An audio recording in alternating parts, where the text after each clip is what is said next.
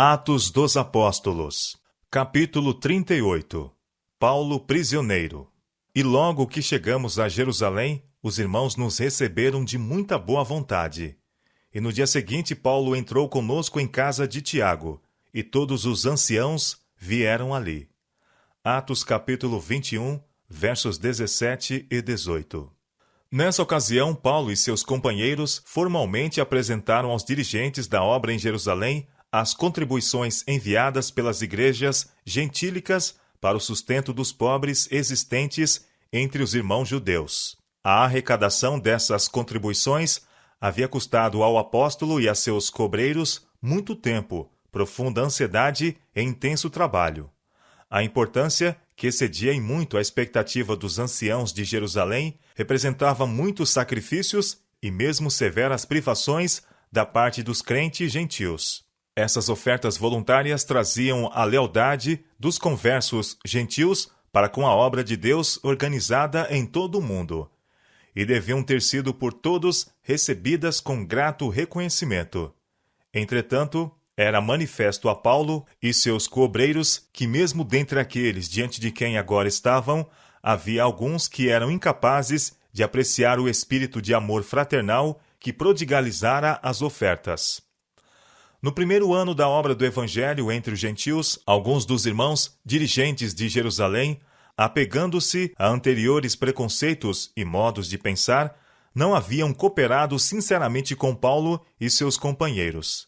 Em sua ansiedade por preservar umas poucas formas e cerimônias insignificantes, tinham perdido de vista as bênçãos que poderiam advir a eles e a causa que amavam, mediante um esforço para unir num só todas as partes da obra do Senhor. Embora estivessem desejosos de salvaguardar os melhores interesses da igreja cristã, tinham deixado de manter-se atentos às progressivas providências de Deus e, em sua humana sabedoria, tinham procurado entravar os obreiros com muitas restrições desnecessárias. Assim surgiu ali um grupo de homens que não estavam familiarizados pessoalmente com as circunstâncias difíceis e peculiares necessidades enfrentadas pelos obreiros em campos distantes, e que, entretanto, sustentavam ter autoridade para levar seus irmãos nesses campos a seguir certos e determinados métodos de trabalho.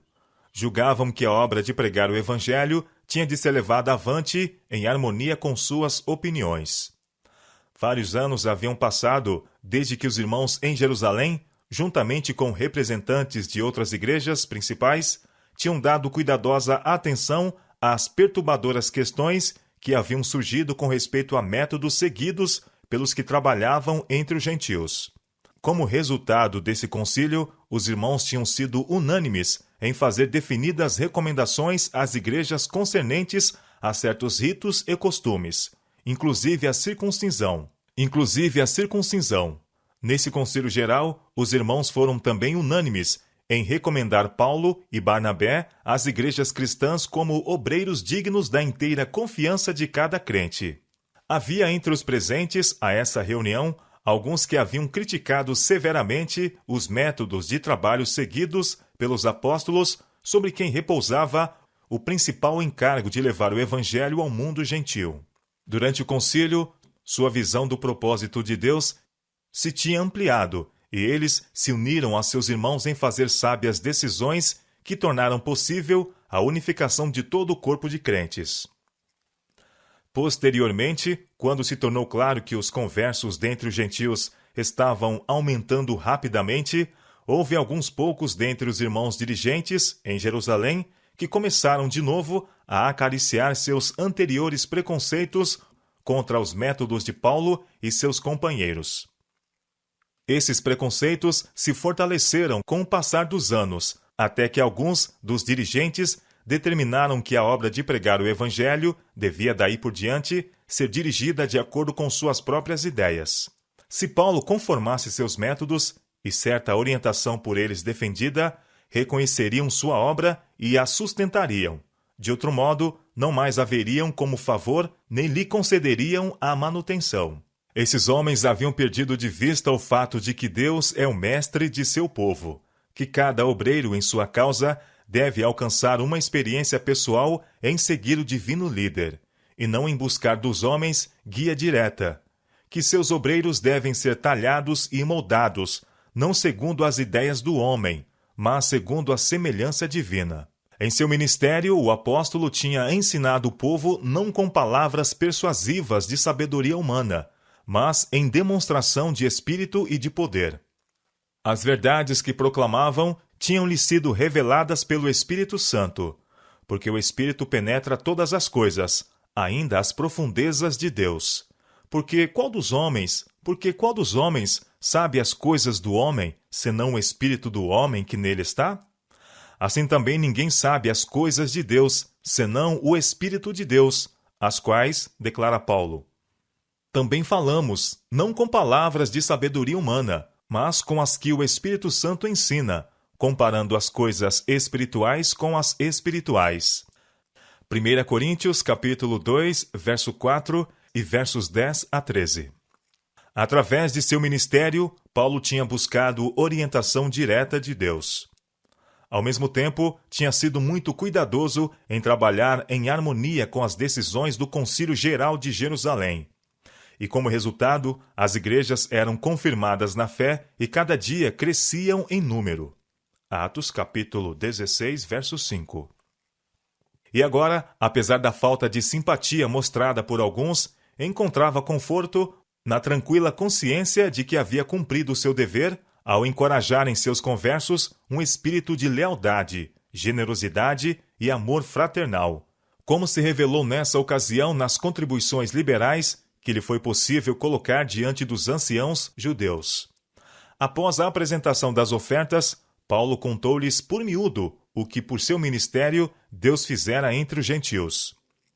Essa exposição de fatos levou ao coração de todos, mesmo dos que tinham estado a duvidar, a convicção de que a bênção do céu tinha acompanhado o seu trabalho. E eles, o ouvindo, glorificaram ao Senhor. Atos capítulo 21, versos 19 e 20. Eles sentiram que os métodos de trabalho seguidos pelo apóstolo levavam à aprovação do céu.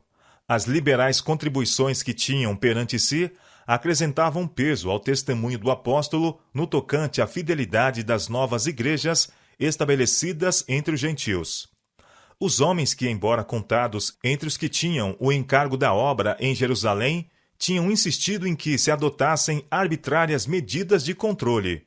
Viram o ministério de Paulo sob nova luz e ficaram convencidos de que seu próprio procedimento tinha sido errado, que haviam estado escravizados pelas tradições e costumes judaicos, e que a obra do Evangelho tinha sido grandemente embaraçada por não haverem reconhecido que o muro de separação entre judeus e gentios tinha sido derribado pela morte de Cristo.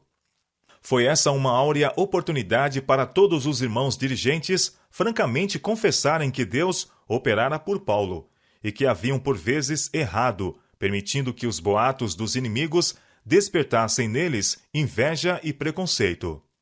Mas, em vez de se unirem no esforço a fim de fazer justiça àquele que for ofendido, deram-lhe um conselho que revelava nutrirem ainda a ideia de que Paulo devesse ser em grande parte responsabilizado pelos preconceitos existentes.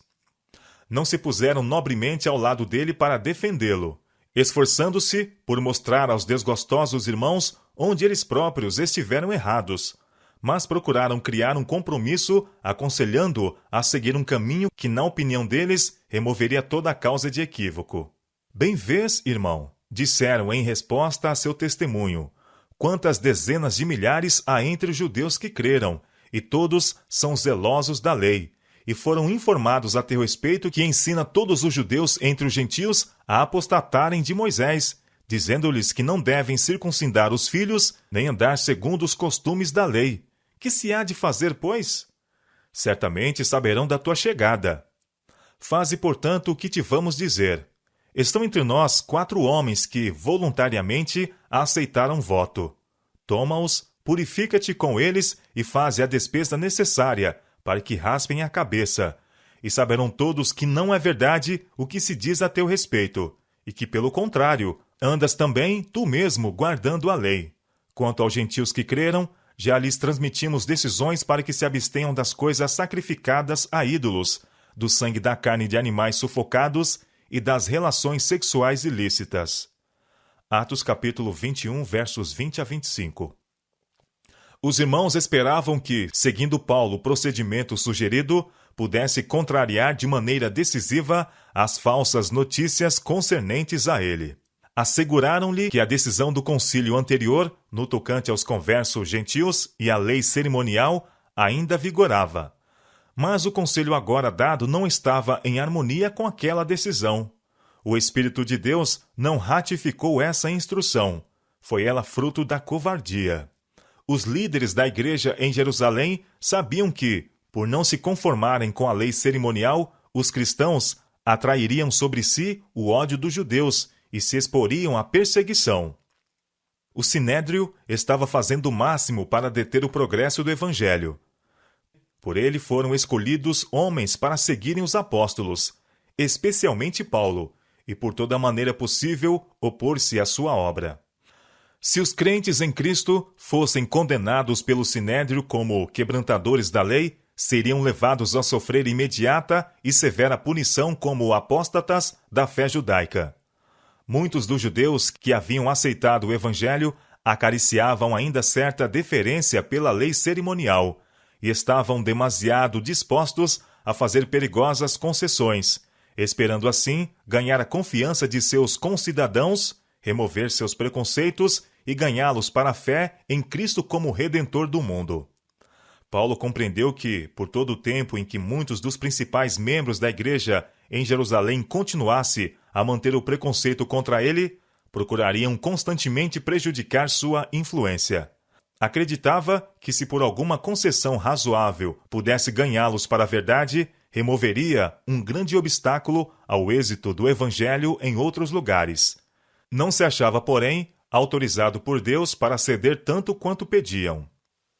Quando pensamos no grande desejo de Paulo em harmonizar-se com seus irmãos, sua bondade para com os fracos na fé, sua reverência pelos apóstolos que haviam estado com Cristo e por Tiago, o irmão do Senhor, e seu propósito de tornar-se tanto quanto possível tudo para com todos, sem sacrificar princípios, quando pensamos em tudo isso, surpreende menos que ele tenha sido constrangido a se desviar do caminho firme e decidido que até aí seguira. Mas, em vez de alcançar o objetivo desejado, seus esforços pela conciliação apenas precipitaram a crise, apressaram os sofrimentos que lhe estavam preditos, e resultaram em separá-lo de seus irmãos, privando a igreja de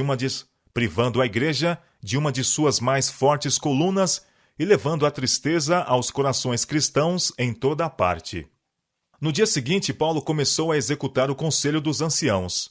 Os 4 homens que haviam feito o voto de Nazireu, cujo termo estava quase cumprido, foram levados por Paulo ao templo, anunciando serem já cumpridos os dias da purificação, e ficou ali até se oferecer por cada um deles a oferta. Atos capítulo 21, verso 26. Certos dispendiosos sacrifícios para a purificação ainda deveriam ser oferecidos. Os que aconselharam Paulo a dar esse passo não haviam considerado bem o grande perigo a que estaria assim exposto. Jerusalém estava, nessa época, regurgitando de adoradores vindo de muitas terras. Quando, em cumprimento da comissão que lhe fora imposta por Deus, Paulo anunciara o Evangelho aos gentios, visitara muitas das maiores cidades do mundo, e era bem conhecido de milhares que de terras estrangeiras tinham vindo a Jerusalém para assistir à festa. Entre esses, havia homens cujo coração se enchera de amargo ódio contra Paulo, e sua entrada no templo, numa tal ocasião pública, significava arriscar a vida. Por vários dias, entrou e saiu entre os adoradores, aparentemente despercebido. Mas, antes do fim do tempo especificado, ao estar falando com um sacerdote a respeito dos sacrifícios a serem oferecidos, foi reconhecido por alguns dos judeus da Ásia. Com fúria de demônios, precipitaram-se sobre ele clamando: "Varões israelitas, acude! Israelitas, socorro! Este é o homem que por toda parte ensina todos a serem contra o povo, contra a lei e contra este lugar." E como o povo correspondesse ao pedido de auxílio, outra acusação foi acrescentada: E demais disto, introduziu também no templo os gregos e profanou este santo lugar. Atos capítulo 21, versos 27 e 28. Pela lei judaica era crime punível com a morte entrar uma pessoa incircuncisa nos pátios internos do edifício sagrado. Paulo tinha sido visto na cidade em companhia de Trófimo, um éfesio, e conjeturou-se que o houvesse trazido ao templo. Isso ele não fizera, e sendo ele mesmo judeu, seu ato de entrar no templo não era violação da lei. Mas, embora a acusação fosse inteiramente falsa, serviu para despertar o preconceito popular. E como o clamor se levantasse e fosse levado aos pátios do templo, as multidões ali reunidas foram lançadas em violento despertar.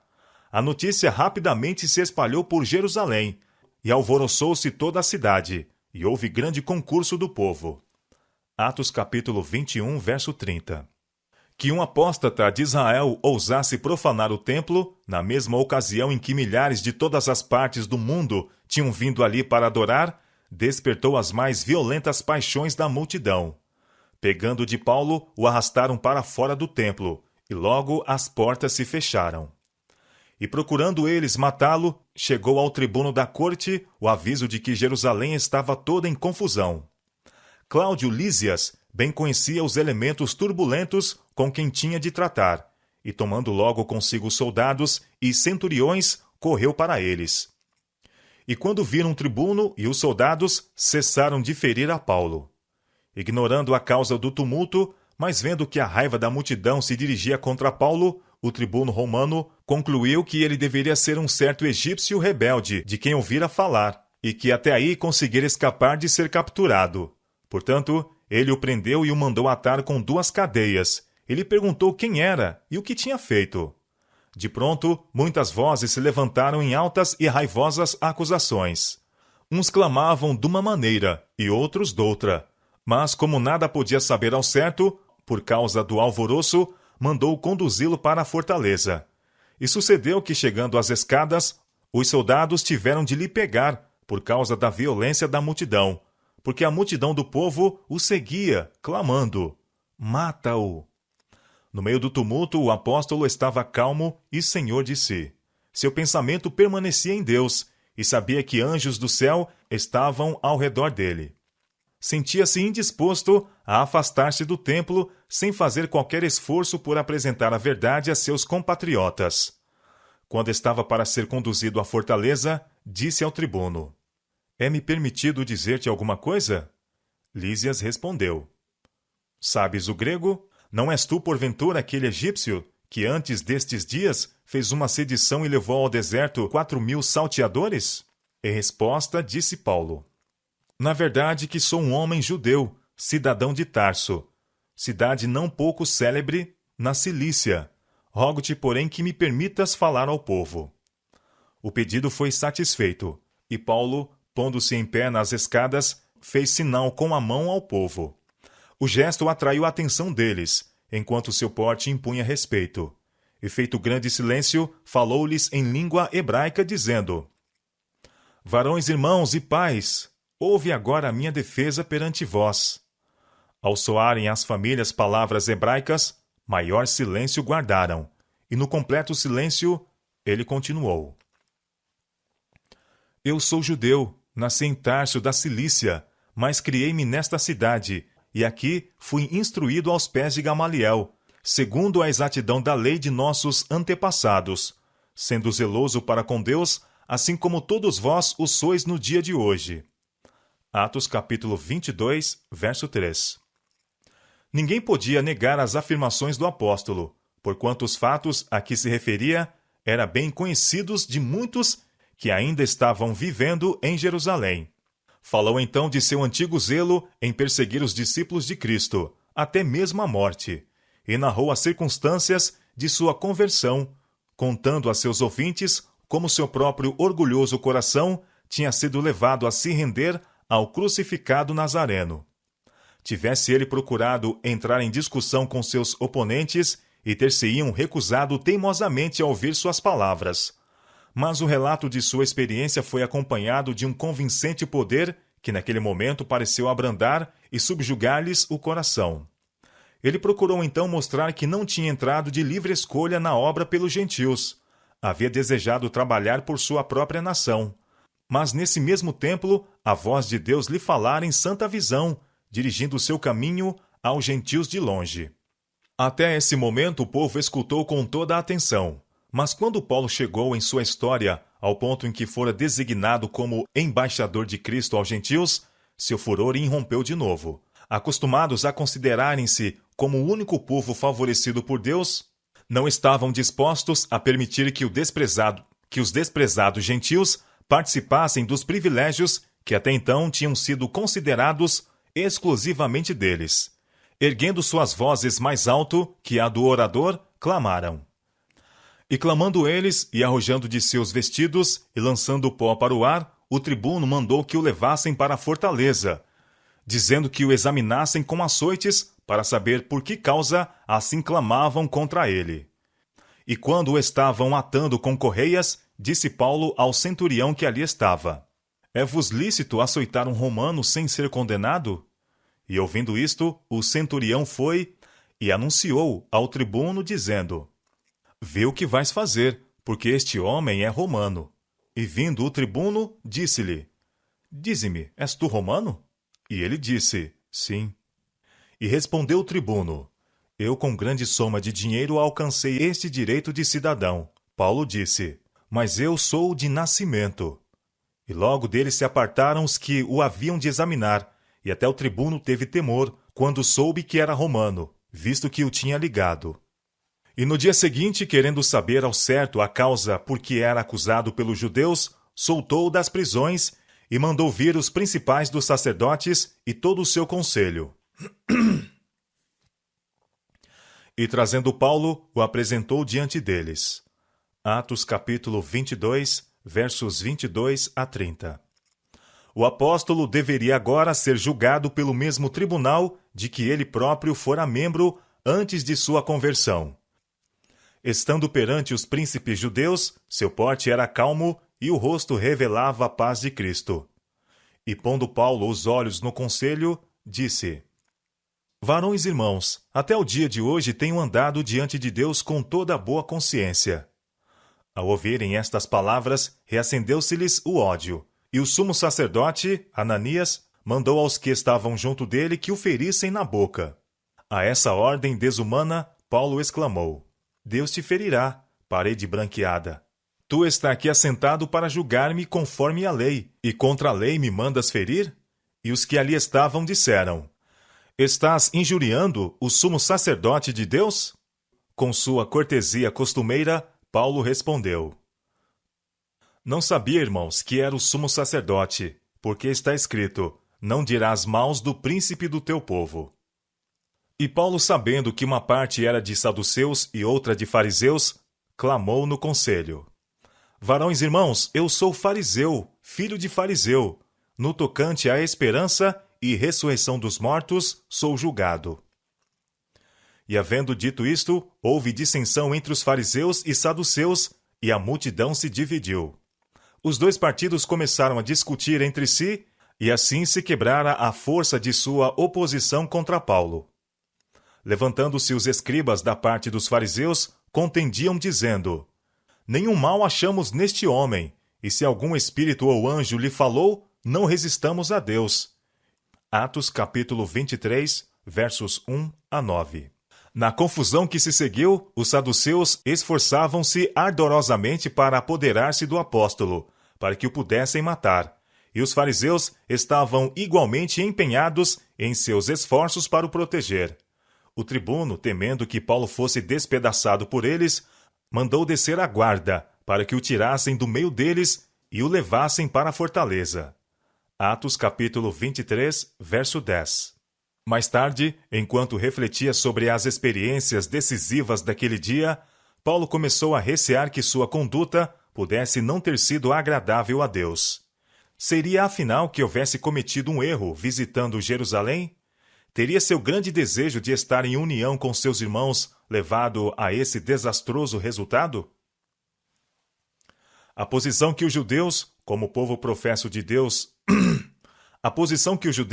como povo professo de Deus, ocupavam perante um mundo incrédulo, causava ao apóstolo intensa angústia de espírito.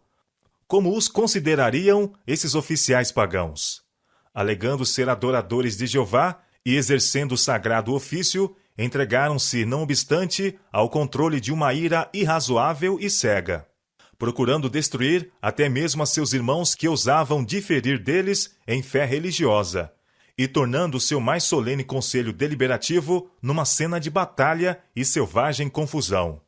Paulo sentia que o nome de seu Deus tinha sido desonrado aos olhos dos pagãos.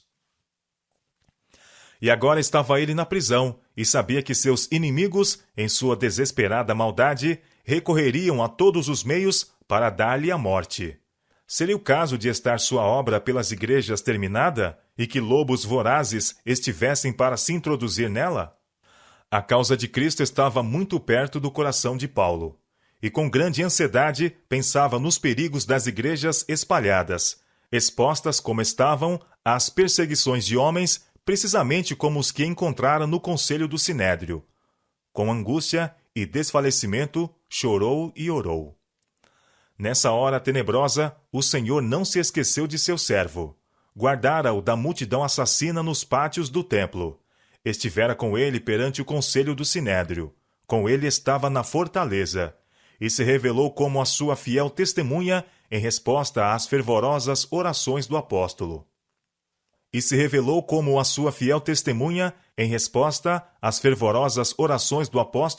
Em que pedia que o guiasse. E na noite seguinte, apresentando-se-lhe o Senhor, disse: Paulo, tem bom ânimo, porque como de mim testificaste em Jerusalém, assim importa que testifiques também em Roma. Atos capítulo 23, verso 11. Havia muito que Paulo queria visitar Roma. Desejava muitíssimo testemunhar de Cristo ali, mas compreendera que seus propósitos se frustraram pela inimizade dos judeus. Mal imaginava, mesmo então, que seria como prisioneiro que chegaria em Roma. Enquanto o Senhor encorajava seu servo, os inimigos de Paulo estavam avidamente tramando sua destruição.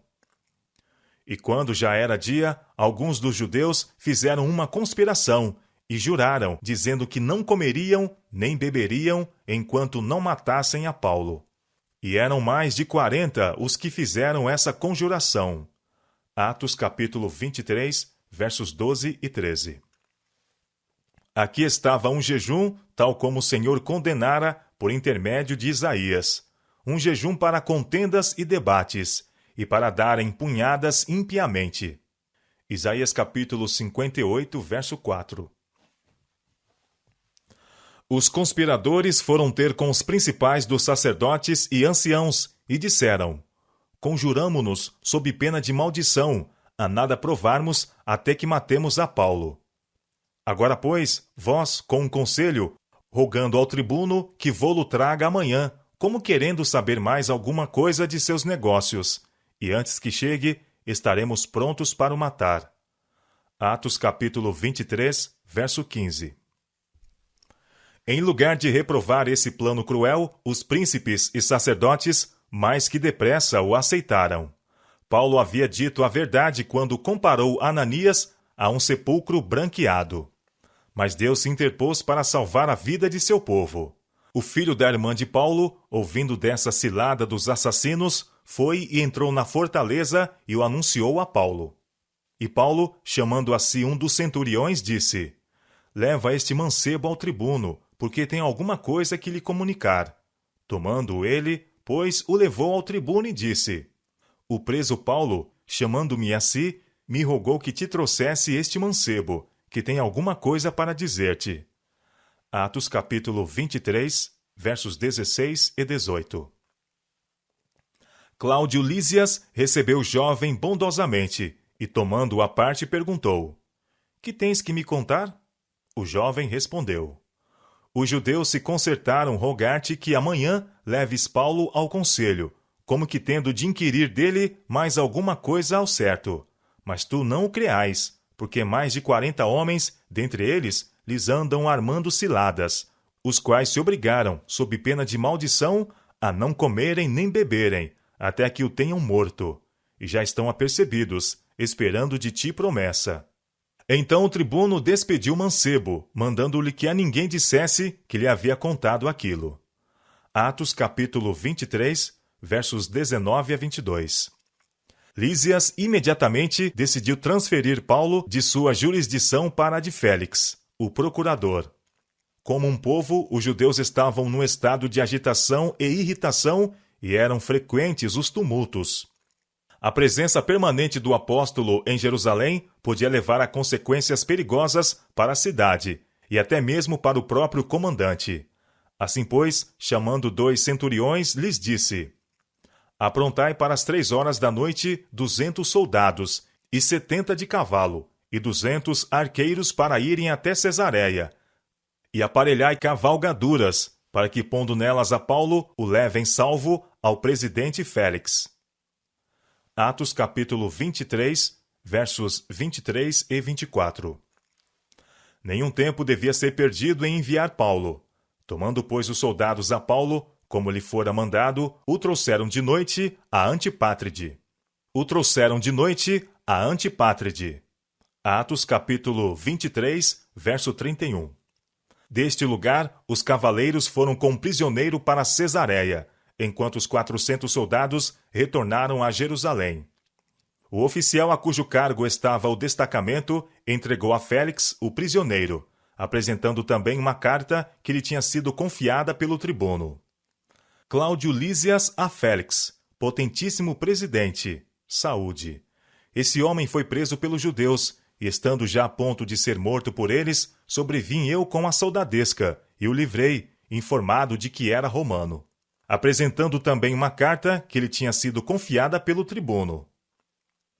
E querendo saber a causa por que o acusavam, o levei ao seu conselho, e achei que o acusavam de algumas questões da sua lei, mas que nenhum crime havia nele digno de morte ou de prisão.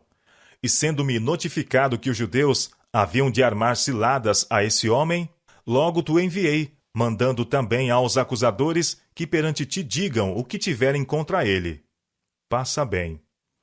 Atos capítulo 23, versos 26 a 30.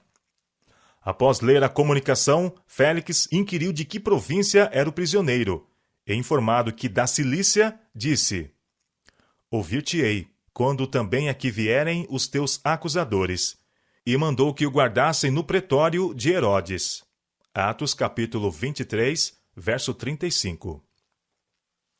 O caso de Paulo não era o primeiro em que um servo de Deus encontrava entre os pagãos um abrigo da maldade do professo povo de Jeová. Em sua cólera contra Paulo, os judeus haviam acrescentado mais um crime ao tenebroso catálogo que marcava a história desse povo. Haviam endurecido mais o coração contra a verdade e tornado mais certa a sua condenação. Poucos compreendem o amplo significado das palavras ditas por Cristo quando na sinagoga de Nazaré apresentara-se como o ungido. Ele anunciara sua missão de confortar, abençoar e salvar os aflitos e pecadores. E então, vendo que a incredulidade e o orgulho controlavam o coração de seus ouvintes, ele recordou que no passado Deus se havia retirado de seu povo escolhido por causa de sua incredulidade e rebelião, e se tinha manifestado aos das terras pagãs que não haviam rejeitado a luz do céu. A viúva de Sarepta e Naamã da Síria tinham vivido à altura de toda a luz que possuíam. Assim foram eles considerados mais justos que o povo escolhido de Deus que se tinha desviado dele, e sacrificado o princípio, a conveniência e a honra mundana. Cristo disse aos judeus de Nazaré uma terrível verdade, quando declarou que com um apóstata Israel não havia segurança para o fiel mensageiro de Deus. Eles não reconheceriam seu valor, nem apreciariam seus labores. Enquanto os dirigentes judeus professavam ter grande zelo pela honra de Deus e o bem de Israel, eram inimigos de ambos. Por preceito e exemplo, estavam levando o povo mais e mais longe da obediência a Deus, guiando-o onde Deus não poderia ser sua defesa no dia da angústia. As palavras de reprovação do Salvador aos homens de Nazaré aplicavam-se, no caso de Paulo, não apenas aos incrédulos judeus, mas a seus próprios irmãos na fé. Houvessem os dirigentes na igreja abandonado inteiramente seus sentimentos de amargura contra o apóstolo, aceitando-o como alguém especialmente chamado por Deus para levar o evangelho aos gentios, e o Senhor o teria poupado para eles. Deus não havia ordenado que os trabalhos de Paulo tão cedo tivessem fim, mas não operou um milagre para conter o encadeamento de circunstâncias que a atitude dos dirigentes da igreja em Jerusalém haviam provocado. Esse espírito está ainda produzindo os mesmos resultados. A negligência em apreciar e aproveitar as provisões da divina graça tem privado a igreja de muitas bênçãos. Quantas vezes teria o Senhor prolongado a obra de um fiel ministro, tivesse seu trabalho sido apreciado? Mas, se a igreja permite ao inimigo perverter o entendimento, de maneira que representem e interpretem mal as palavras e os atos do servo de Cristo, se permitem opor-se-lhe e estorvar a utilidade própria, o Senhor às vezes remove deles a bênção que ele deu. Satanás está constantemente operando por meio de seus agentes para desanimar e destruir aqueles a quem Deus tem escolhido para realizar uma grande e boa obra. Podem eles estar prontos para sacrificar mesmo a própria vida para o avançamento da causa de Cristo. Não obstante, o grande enganador sugerirá a seus irmãos dúvidas referentes a eles, que, se mantidas, minarão a sua confiança em sua integridade de caráter, impedindo assim sua utilidade. Muitas vezes ele alcança êxito em acarretar sobre eles, por intermédio de seus próprios irmãos, tal tristeza de coração que graciosamente se interpõe para dar repouso a seus perseguidos servos.